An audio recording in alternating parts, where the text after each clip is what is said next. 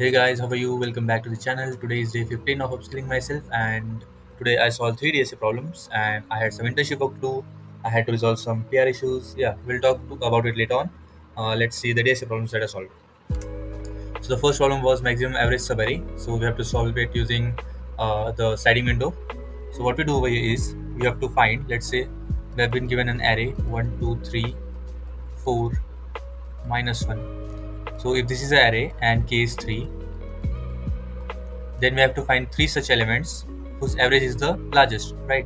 So what is the average? Average is the sum of all these elements divided by number of elements. So in this case, it's 3 plus 2 is 5, 5 plus 1 is 6, 6 by 3, that is equals to 2 is the average. So we have to slide through this array and find the highest average, right?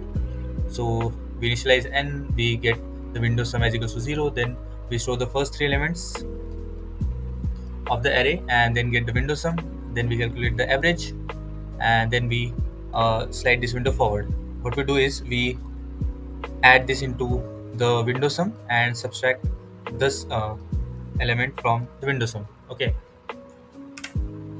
then the second question was find all anagrams in a string. So what we have to do was we were given this string. Let's suppose C B A C C A B and C. Okay, and this is the second string, that is ABC A B C.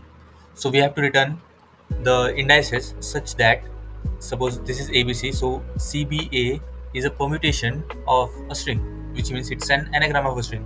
So we have to return this index. Then ABC is also an anagram of ABC, so we have to return this index, right? So the approach is we use sliding window, and it's the basic approach. We include this element, then we exclude this element after every slide, and yeah. So we initialize n, m, that's the sizes of the two strings. Then we define the count arrays. We can also use hash map, but I use count arrays for a newer approach. Then we store the answer into the vector.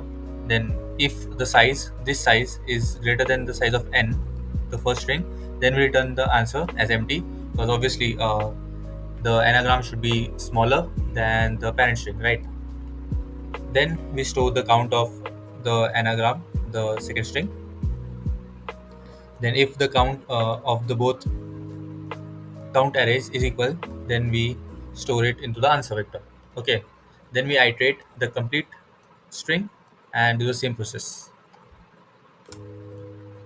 The third problem was permutation in string. So to solve it, what we are given is, let's say this is a string, E I D B A O O and O. Okay, and the first string is AB.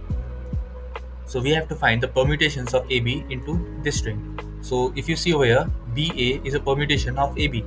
So we have to return true if we find such permutation. Okay, so even for this we can use sliding window. The trick to using sliding window is that whenever you find a fixed window in an array, you can use sliding window, right? So in the previous questions, as you see, we were given a fixed length of k. Here we have to find a fixed length of string, and here too we have to find this fixed length. So we can use sliding window.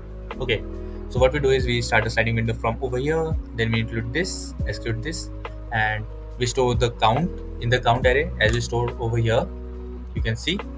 And the same thing, we compare with these two.